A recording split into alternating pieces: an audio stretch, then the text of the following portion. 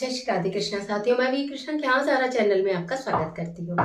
कैसे हैं आप? आपके अच्छे स्वास्थ्य और सुख जीवन की मंगल कामना करती हूँ।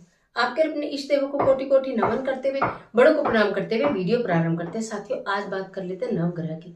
आज बात कर लेते हैं कि आपको ये मालूम हो या ना हो कि आपकी कुंडली में कौन सा ग्रह उग्र स्वभाव का है इस समय, कौन सा नम स्वभाव का है, कौन सा उच्च में है और कौन सा नीच में है। आप नहीं जानते, लेकिन जीवन में समस्याएं जरूर है। तो हमें अपने नवग्रह को मात्र एक चीज से किस प्रकार शांत कर लेना चाहिए, अपने फेवर में लेना चाहिए, उनके स्वभाव को हमारे अनुकूल कर लेना चाहिए। आज की वीडियो यही जानकारी लेकर मैं आपके बीच में मैं बात कर रही हूँ। अब कुंडली का कोई भी ग्रह आपका कुछ बिगाड़ नहीं पाएगा, आपको कोई प्रतिकूल प्रभाव नहीं दे पाएगा। सभी कुंडली के जितने भी ग्रह हैं, सोम से लेकर सूर्य से लेकर सोम, मंगल, बुध, बृहस्पति, शुक्र, शनि, राहु, केतु, सब भगवान शिव के अधीन है।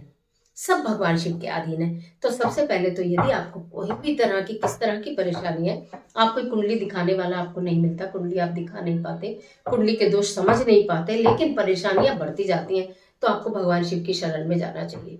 किसी भी दिन से प्रारंभ करके लगातार कम से कम 41 दिन आप इस कार्य को अगर लगातार करेंगे तो आपको परिणाम सब उत्तम देखने के लिए मिलेंगे, आपके फेवर में देखने के लिए मिलेंगे।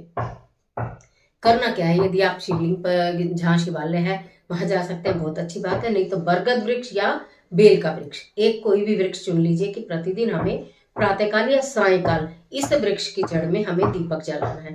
दीपक में क्या डालना है ये भी मैं आपको बताऊंगी, लेकिन ये चुनना आपको होगा प्रातः 8 तो हर दिन प्रातःकाल 8 बजे, शाम को 8 बजे तो हर दिन शाम को 8 बजे, बरगद वृक्ष या बेल वृक्ष या फिर शिवालय का शिवलिंग। ठीक है, ये तीनों जगह घर में इस कार्य को नहीं करेंगे। नो के नो ग्रह आपके अनुकूल हो जाएंगे, आपके फेवर में हो जाएंगे, आपको शुभ फल प्रदान करने लगेंगे। एक दीपक लेना है मिट्टी का। अगर आप 41 दिन का ये पूरा उपाय कर रहे हैं तो पहले से मिट्टी के दीपक ला के रखिए, क्योंकि दीपक दोबारा से आपको एक दीपक को पुनः यूज नहीं करना, वहां पे जलाकर आ जाना है। ठीक है, तो मिट्टी के दीपक मंगल ग्रह, राइट। सबसे पहले घी का जला सकते हैं, सरसों के तेल का जला सकते हैं और तिल के तेल का जला सकते हैं, कोई भी हो उसी से जलाइए। लंबी बाती उसमें लगाएंगे, एक चुटकी उसके अंदर हल्दी डालेंगे, एक चुटकी उसके अंदर काले तिल डालेंगे, एक चुटकी उसके अंदर सफेद तिल डालेंगे, थोड़ा सा उसके अंदर गुड़ डालेंगे, थोड़ा से उसके अंदर काले उड़द डालेंगे। ठीक है, और एक चुटकी आप लाल मसूर की दाल डालेंगे। इतना ये सब सामान आप अपने घर में ला के रखिए अगर आपको ये कार्य करना है। और प्रतिदिन एक दीपक बनाइए, उसमें जो मैंने सारी सामग्री बताई है उस सामग्री को डालिए। शाम का समय हो या सुबह, जो आपको अनुकूल लगता हो। 40 दिन लगातार आप इसको करिए। महिलाएं अगर बीच में नहीं कर पाएंगी तो स्किप कर देंगी, फिर आगे इसको कंटिन्यू कर लेंगी। पुरुष, महिलाएं, बच्चे कोई भी कर सकते हैं। तो जो भी आपने वृक्ष चुना है उस वृक्ष के समीप जाइएगा। आपको सुबह या शाम आप जल लेके जाए, आपकी मर्जी, न लेके जाए आपकी मर्जी। दीपक में वो सारी वस्तुएं घर से डालकर ले जाए, बहुत अच्छा रहेगा।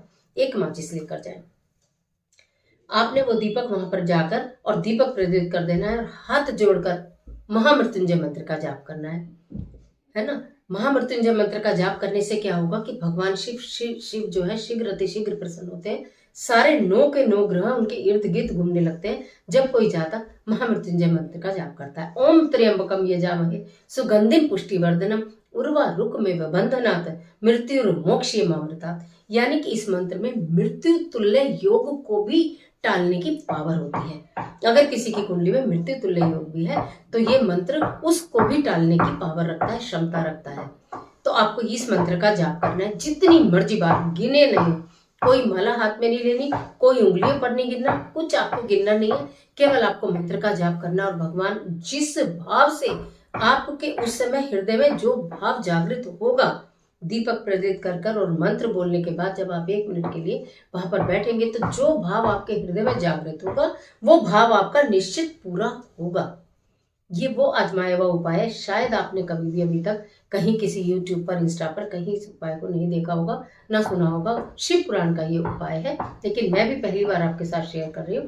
तो इस उपाय को करने से जो भी आपके मन के भाव है, जो भी दुख कष्ट परेशानी है, किसी भी ग्रह से संबंधित, शनि, राहु, केतु, गुरु, सोम, मंगल, बुध, कुछ भी, किसी भी ग्रह से संबंधित कोई भी परेशानी है, जानी अनजानी, आपको मालूम है तो भी, नहीं मालूम है तो भी, अगर आप इस कार्य को कर लेते हैं लगातार तो आप स्वयं लिखकर बताएंगे कि भाई क्या ही बोलूं मैं आपको, इतनी अच्छे तरीके से जीवन सुगम हो गया, परेशानी कष्ट दूर हो गया।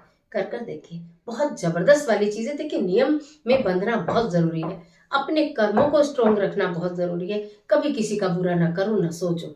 आप जो आपसे किसी की मदद हो सके तो करो, अगर मदद आप किसी की नहीं कर सकते तो उसको उल्टा सीधा मत बोलो, उसे दुत्कारो मत, उसको अपशब्द मत बोलो।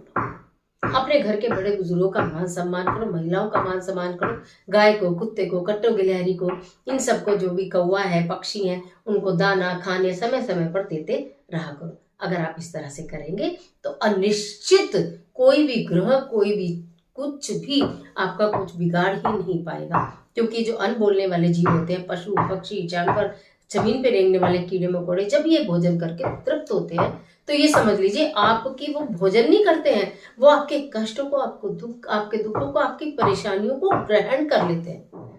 ये बहुत पुरानी बात है और ये बिल्कुल सटीक बात है। आप इस बात को माने या ना माने, लेकिन मानेंगे तो फायदे में रहेंगे। कर देखिए। दीपक के साथ जो मैंने बोला है, सबके लिए भोजन वो जरूर करते रहिएगा, पानी जरूर दीजिएगा, सबका मान सम्मान कीजिए। बस आपकी तो बल्ले बल्ले हो जाएगी। आज के लिए इतना ही, इजाजत दे दीजिए।